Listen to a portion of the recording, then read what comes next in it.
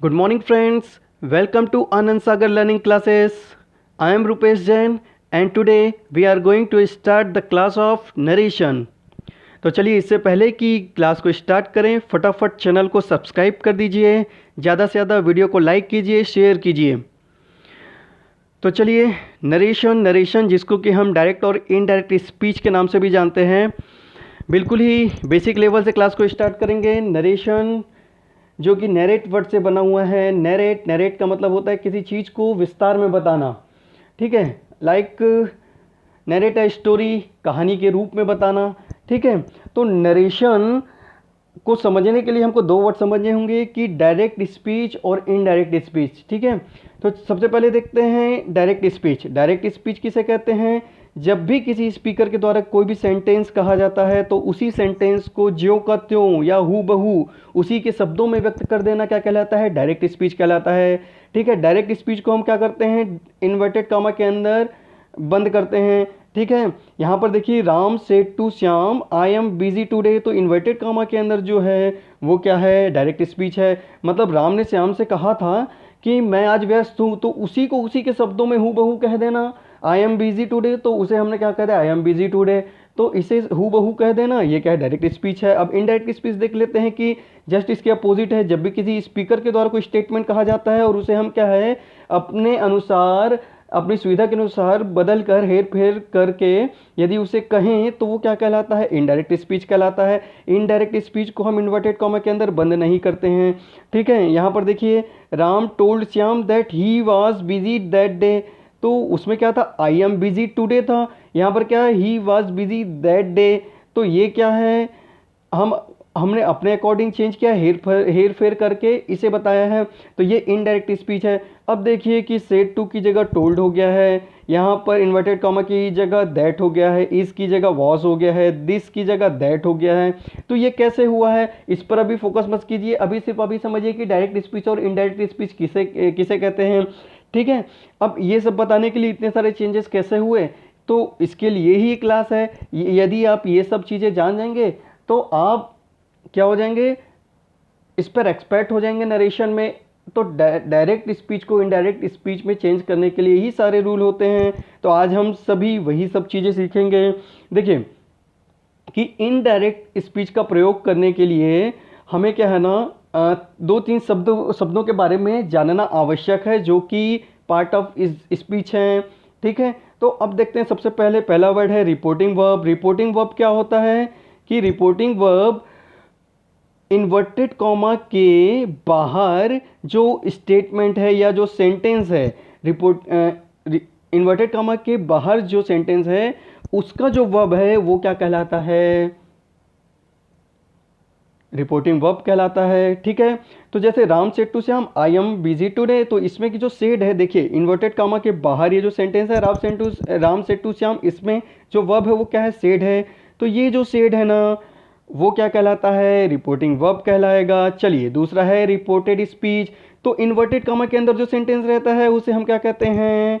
Reported speech कहते हैं। आई am busy today, ये इन्वर्टेड कामा के अंदर है, इसलिए क्या कहलाएगा? रिपोर्टेड स्पीच कहलाएगा, ठीक है। तीसरा जो बच गया वर्ड है वो क्या है? Verb of reported speech. मैंने आपको बताया था रिपोर्टिंग वर्ब। तो रिपोर्टिंग वर्ब क्या होता है ना, इन्वर्टेड कॉमा के बाहर रहता है, लेकिन जो वर्ब ऑफ रिपोर्टेड स्पीच है, रिपोर्टेड स्पीच किसको बोलते हैं? जो इन्वर्टेड कॉमा के अंदर हो। तो इन्वर्टेड कॉमा के अंदर जो वर्ब होगा उसे हम क्या कहेंगे? Verb of reported speech. तो यहाँ पर एम है, देखिए इन्वर्टेड कॉमा के अंदर है आई एम बिजी टुडे, तो इसमें जो वर्ब है वो एम है, तो यहाँ पर जो एम है वो वर्ब ऑफ रिपोर्टेड स्पीच कहलाएगा।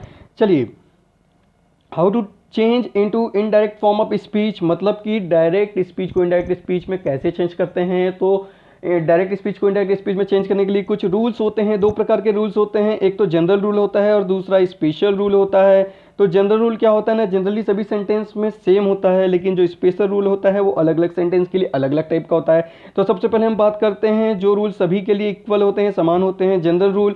तो जनरल रूल को हमको समझने के लिए तीन चीज़ों को समझना पड़ेगा, ठीक है। फर्स्ट है चेंज ऑफ पर्सन, सेकंड है चेंज ऑफ टेंस और थर्ड है change of other parts of speech, ठीक है। तो आपको इसको समझने के लिए, मतलब नरेशन को समझने के लिए टेंस को समझना जरूरी है, आपको टेंस आना चाहिए। ठीक है, तो सबसे पहले तो हम पर्सन के बारे में बात करेंगे, पर्सन को कैसे चेंज करते हैं, फिर टेंस को कैसे चेंज करते हैं, और उसके बाद जो बच जाएगा मतलब जो अदर पार्ट ऑफ स्पीच उसको कैसे चेंज करते हैं, मतलब इसमें प्रोनाउन या नियर वर्ड्स ये सब चीज़ें उसमें कैसे चेंज होते हैं, कनेक्टिव्स, तो ये सब चीज़ें कैसे चेंज होंगे वो आपको मैं आगे बताऊंगा। तो चलिए इन चीज़ों को समझते हैं। तो सबसे पहले तीनों में हम देखते हैं change of person. Change of person को कैसे चेंज करते हैं, मतलब पर्सन को हम कैसे चेंज करेंगे। तो सबसे पहले ये देखना है कि इसको चेंज करने के लिए रिपोर्टेड स्पीच के अंदर आपके पर्सन्स को देखना है। तो रिपोर्टेड स्पीच के अंदर यदि फर्स्ट पर्सन गिवन है तो इसे हम सब्जेक्ट के अकॉर्डिंग चेंज करते हैं, ये ऑब्जेक्ट नहीं होगा, सब्जेक्ट के अकॉर्डिंग चेंज करते हैं। यदि फर्स्ट पर्सन है तो हम उसे सब्जेक्ट के अकॉर्डिंग चेंज करते हैं। और फर्स्ट पर्सन क्या क्या होता है, आई और वी, ये क्या है, फर्स्ट पर्सन है। आपको मैं बता दूं कि जो आई और वी है वो फर्स्ट पर्सन होता है। तो यदि फर्स्ट पर्सन गिवन है रिपोर्टेड स्पीच, रिपोर्टेड स्पीच मतलब इन्वर्टेड कॉमा के अंदर जो गिवन होता है वो क्या कहलाता है, रिपोर्टेड स्पीच कहलाता है। यदि इन्वर्टेड कॉमा के अंदर सेंटेंस है उसमें यदि आई आए या वी आए तो उसे हम चेंज कैसे करेंगे, रिपोर्टेड स्पीच के जो बाहर है, मतलब इन्वर्टेड कॉमा के जो बाहर है उसके बाहर जो सब्जेक्ट होगा उसके अकॉर्डिंग हम चेंज करेंगे। अब देखते हैं यदि सेकंड पर्सन हो तो क्या कहेंगे, सेकंड पर्सन किसको बोलते हैं, यू को बोलते हैं।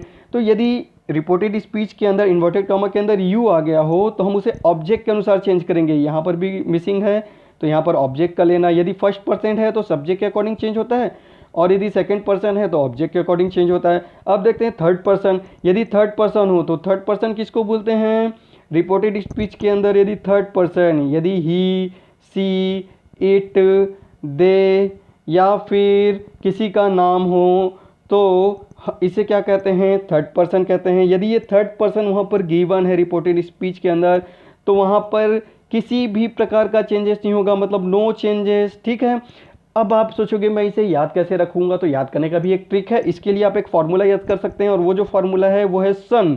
सन फार्मूला कहते हैं इसे। सन फार्मूला मतलब देखिए, सन मतलब तो पुत्र होता है, बेटा होता है, लेकिन इससे आपको कोई मतलब नहीं है, आपको पुत्र बेटा याद नहीं रखना है। आप देखिए सन, देखिए सन के ऊपर आप सीक्वेंस में गिनती लिख दीजिए 1 2 3। अब देखिए 1 मतलब यदि फर्स्ट पर्सन हो, मतलब कि आई और वी हो तो एस मतलब सब्जेक्ट के अकॉर्डिंग चेंज होगा।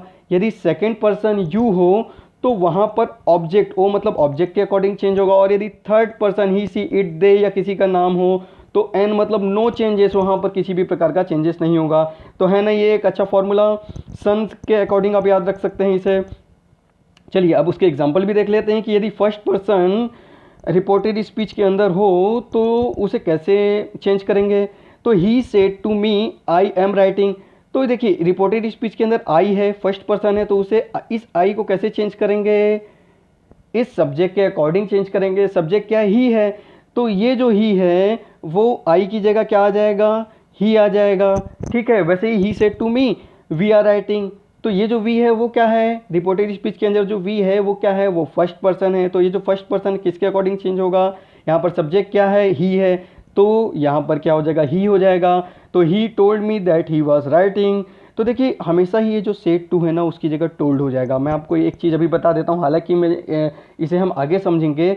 और ये जो दैट आता है ना ये इन्वर्टेड कॉमा की जगह आता है, ये क्या ना कनेक्टिव है। तो कनेक्टिव की जगह हमको सॉरी इन्वर्टेड कॉमा की जगह हमको क्या है ना कनेक्टिव लगाना पड़ता है। तो यहाँ पर हम जनरली दैट का यूज़ ज़्यादातर करते हैं कनेक्टिव के रूप में, और कुछ यदि कनेक्टिव बदलते हैं तो उसे हम आगे समझेंगे। ठीक है, अभी देखिए जो सेड टू की जगह टोल्ड हो जाएगा। अब ये जो टू है ना ये हट जाता है। ठीक है, और ये जो सेड टू है इसकी जगह हम क्या करते हैं, टोल्ड लगा देते हैं। लेकिन ये डिपेंड करता है से की फॉर्म के ऊपर। यदि से है तो वहाँ पर टेल आएगा, यदि सेज है ठीक है तो वहाँ पर टेल्स आ जाएगा। मतलब जैसी फॉर्म होगी से की वैसा ही वो क्या हो जाएगा, टेल की फॉर्म हो जाएगा। अच्छा यदि सेड है ना तो ये सेकेंड फॉर्म टोल्ड हो जाएगा। ठीक है, अच्छा यदि विल से है तो विल टेल हो जाएगा। ठीक है, चलिए अब इसके बाद देखते हैं सेकेंड पर्सन का एग्जांपल। यदि सेकेंड पर्सन यू आता है रिपोर्टेड स्पीच के अंदर तो अब देखिए यहाँ पर यू आर राइटिंग है तो यू किसके अकॉर्डिंग चेंज होगा, सॉरी यू जो है वो ऑब्जेक्ट के अकॉर्डिंग चेंज होता है सेकेंड पर्सन। तो यहाँ पर ऑब्जेक्ट क्या है, अस है। अस क्या है, ऑब्जेक्टिव केस किसका है, वी का है, वी का ऑब्जेक्टिव केस अस है, तो यहाँ पर सब्जेक्ट क्या हो जाएगा, यू की जगह में वी हो जाएगा, ठीक है, तो वी वर राइटिंग हो जाएगा। वैसे ही अच्छा, ही टोल्ड अस के बाद में आएगा कनेक्टिव, दैट, हमेशा ही इन्वर्टेड कॉमा हट के दैट लगता है, ठीक है, तो एक मिसिंग था, दैट आप उसे लगा लीजिएगा। अब बात करते हैं थर्ड पर्सन के बारे में। यदि थर्ड पर्सन है रिपोर्टेड स्पीच में तो किसी भी प्रकार का चेंजेस नहीं होता। अब देखिए मोहन किसी का नाम है, ये थर्ड पर्सन है, तो यहाँ पर नो चेंजेस, यहाँ मोहन तो यहाँ भी मोहन, तो Mohan is Ram said to Shyam Mohan is watching TV, तो Ram told Shyam that Mohan was watching TV. वैसे ही she said to me Mohan is watching TV, तो यहाँ पर भी मोहन, नो चेंजेस। वैसे ही they said to me Mohan is watching TV, तो they told me that Mohan was watching TV. तो यदि थर्ड पर्सन आया तो नो चेंजेस, फर्स्ट पर्सन आया तो सब्जेक्ट के अकॉर्डिंग चेंज होगा, सेकंड पर्सन आया तो ऑब्जेक्ट के अकॉर्डिंग चेंजेस होगा, और यदि थर्ड पर्सन आया तो नो चेंजेस, ठीक है। चलिए बात करते हैं कि अब टेंस में चेंजेस कैसे करते हैं, how to change indirect speech according to tense, ठीक है। तो टेंस में चेंजेस हम कैसे करते हैं। अब देखिए यदि आपका जो रिपोर्टिंग वर्ब है, रिपोर्टिंग वर्ब मतलब इन्वर्टेड कॉमा के बाहर जो सेंटेंस है उसका जो वर्ब है, जैसे हम से या सेड टू की बात करते हैं, तो वो जो सेड टू होता है यदि वो प्रेजेंट या फ्यूचर में हो तो किसी भी प्रकार का चेंजेस नहीं होता। चेंज कब होगा, जब ये जो रिपोर्टिंग वर्ब है वो पास्ट में होगा। तो सबसे पहले तो ये देखिए यदि प्रेजेंट या फ्यूचर में हो तो नो चेंज। तो इसका एग्जांपल देख लेते हैं, राम सेज टू श्याम। अब देखिए रिपोर्टिंग वर्ब सेज है, यहाँ पर से जो है वो प्रेजेंट में है, सेज है, तो वो सेज की जगह यहाँ पर टेल्स हो जाएगा। मैंने आपको बताया कि से टेल जो है वो से की फॉर्म पर डिपेंड करेगा, यदि सेड होता तो टोल्ड हो जाता, ठीक है। तो सेज टू की जगह हमने टेल्स लिख लिया, लेकिन यदि प्रेजेंट में है तो no changes, Mohan is watching TV, तो यहाँ भी मोहन इज वॉचिंग टीवी। यहाँ पर टेंस में कोई चेंज हुआ क्या, नहीं हुआ है।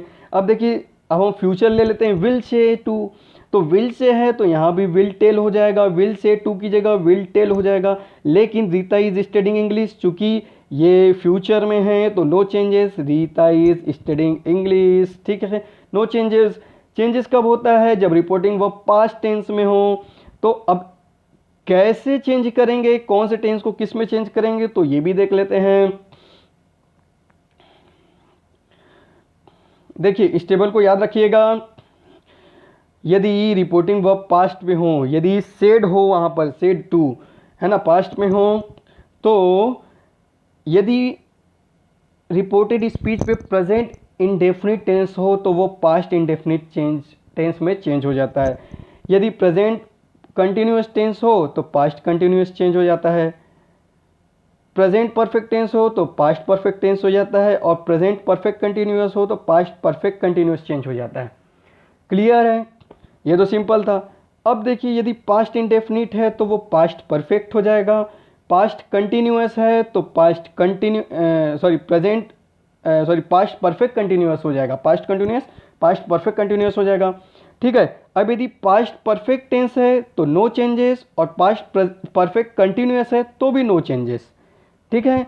तो पहले जो 6 टेंस बताए उसमें चेंजेस होंगे, लेकिन जो मैंने आखिरी के 2 टेंस बताए हैं पास्ट परफेक्ट और पास्ट परफेक्ट कंटिन्यूअस टेंस है, तो इनडायरेक्ट स्पीच में किसी भी प्रकार का चेंजेस नहीं होता है।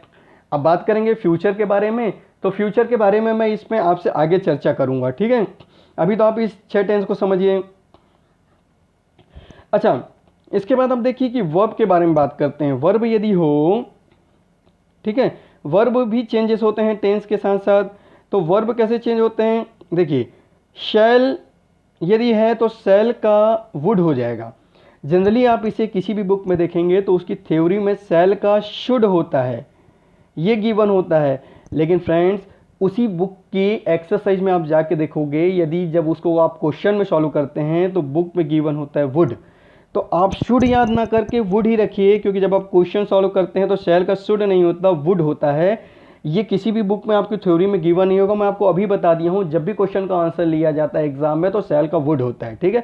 विल का भी वुड होगा, कैन का कुड होगा, मे का माइट होगा, आर का इज का, एम इज आर का वाज वर होगा, हैव हैज का हैड होगा, वाज वर्क का हैड बीन होगा, has to had to, have to का हैड टू होगा, और कुड शुड वुड माइट की जगह नो चेंजेस होगा। ठीक है फ्रेंड, चलिए अब इसके बारे में हमें तो आगे अभी और चर्चा करनी है, लेकिन अभी जितने भी हमने टेंसेस के बारे में बात की थी कैसे चेंज होता है, हम फटाफट उसके एग्जाम्पल देख लेते हैं। अब देखिए सिंपल प्रेजेंट यदि रिपोर्टेड स्पीच में है तो वो सिंपल पास्ट हो जाता है, मैंने आपको बताया था। तो Ram said to Shyam Mohan writes poem, Mohan writes poem, तो ये सिंपल प्रेजेंट में है। तो हम इसे देखिए सिंपल प्रेजेंट का फॉर्मूला क्या होता है, सब्जेक्ट प्लस V1, ठीक है, प्लस SES प्लस ऑब्जेक्ट, ठीक है। और पास्ट इंडेफिनिट का फॉर्मूला क्या होता है, subject plus V2 plus object. तो हमें क्या करना है, राइट का सेकंड फॉर्म लेना है, रोट, तो मोहन रोट पोयम्स हो गया। तो राम सेड टू की जगह में आया टोल्ड, और श्याम ऑब्जेक्ट श्याम था तो श्याम आ गया। अच्छा, कनेक्टिव इन्वर्टेड कॉमा हटा के हमने दैट लगा दिया है, फिर मोहन रोट पोयम्स, ठीक है, हमने इसे चेंज कर दिया past continuous tense, sorry past simple tense में। अब देखते हैं यदि प्रेजेंट कंटिन्यूस टेंस में हो तो पास्ट कंटिन्यूस टेंस हो जाएगा। देखिए मोहन इज़ वॉचिंग टीवी, तो ये क्या हो जाएगा, मोहन वाज वॉचिंग टीवी, ठीक है। प्रेजेंट इंडेफिनिट प्रेजेंट कंटिन्यूस में इज एम आर लगता है, और जो पास्ट कंटिन्यूस टेंस है उसमें वाज वर लगता है, ठीक है, ये क्लियर है। तो राम सेड टू श्याम का क्या हो जाएगा, राम टोल्ड श्याम, फिर इन्वर्टेड कॉमा की जगह दैट लगेगा, और फिर मोहन इज वॉचिंग टीवी की जगह Mohan was watching TV. Present perfect tense देखते हैं, उसकी जगह में पास्ट परफेक्ट टेंस हो जाएगा, ठीक है। Ram said to Shyam Mohan has watched TV, ये पास्ट सॉरी प्रेजेंट परफेक्ट है। पास्ट में क्या होता है, पास्ट परफेक्ट में हैड आ जाता है, तो Mohan had watched TV, had plus V3, ये पास्ट परफेक्ट टेंस है। चलिए अब पास्ट परफेक्ट कंटिन्यूस टेंस में चेंज होगा किससे, प्रेजेंट परफेक्ट कंटिन्यूस टेंस से। तो यहाँ पर लेते हैं Mohan said to Shyam Rohan has been studying since morning, तो वहाँ पर हैज़ बीन प्लस V4 होता है, हैज़ बीन प्लस V4 होता है। लेकिन पास्ट कंटिन्यूस में क्या होता है, ये हैड बीन प्लस V4 होता है। इसके अलावा इसमें टाइम गिवन होता है, उसके साथ हम सिंस और फॉर का यूज़ करते हैं, ठीक है। तो अब देखिए यहाँ पर हैड बीन हो गया है हैज़ बीन की जगह, ठीक है, ये हैड बीन हो गया है, बाकी तो सेम है। तो Mohan told Sohan that Rohan had been studying since morning, ठीक है। पांचवा देखते हैं, यदि सिंपल पास्ट में हो तो वो पास्ट परफेक्ट में चेंज हो जाएगा। Ram said to Shyam that Mohan wrote poems, ये V2 फॉर्म आया है, मतलब ये किस में है, पास्ट सिंपल में है। अब इसे हम क्या करेंगे, पास्ट परफेक्ट में चेंज करेंगे, मतलब हैड आएगा, हैड प्लस V3 आएगा। तो यहाँ पर मोहन हैड रिटन, राइट का थर्ड फॉर्म रिटन, और पोएम्स, तो Ram told Shyam that Mohan had written poems. Next sentence है पास्ट कंटिन्यूअस यदि हो तो वहाँ पर पास्ट परफेक्ट कंटिन्यूअस टेंस हो जाता है, ठीक है। तो अब देखो Ram said to Shyam Mohan was watching TV, ये पास्ट कंटिन्यूअस में है। अब इसे हम पास्ट परफेक्ट कंटिन्यूअस में चेंज करेंगे तो Mohan had been watching TV हो जाएगा। तो Ram told Shyam that Mohan had been watching TV. चलिए अब आज बात करते हैं पास्ट परफेक्ट टेंस की, और पास्ट परफेक्ट कंटिन्यूअस टेंस यदि गिवन हो तो उसमें नो चेंजेस होता है। फॉर एग्जांपल देखिए यहाँ पर परफेक्ट में दिया है, तो Ram said to Shyam Mohan had written poems, यहाँ भी मोहन हैड रिटन पोएम्स, कोई चेंज हुआ क्या, नहीं हुआ, क्योंकि ये पास्ट परफेक्ट टेंस में है। यदि पास्ट परफेक्ट कंटिन्यूअस चेंज में होगा तो भी no changes. Rohan had been studying since morning, तो यहाँ भी Rohan had been since studying sorry Rohan had been studying since morning, ठीक है, नो चेंजेस। अब हम बात करते हैं फ्यूचर के बारे में। तो मैंने फ्यूचर के बारे में पहले इसलिए नहीं बताया था क्योंकि फ्यूचर के साथ साथ हम मोडाल्स की भी बात कर लेते हैं कुछ।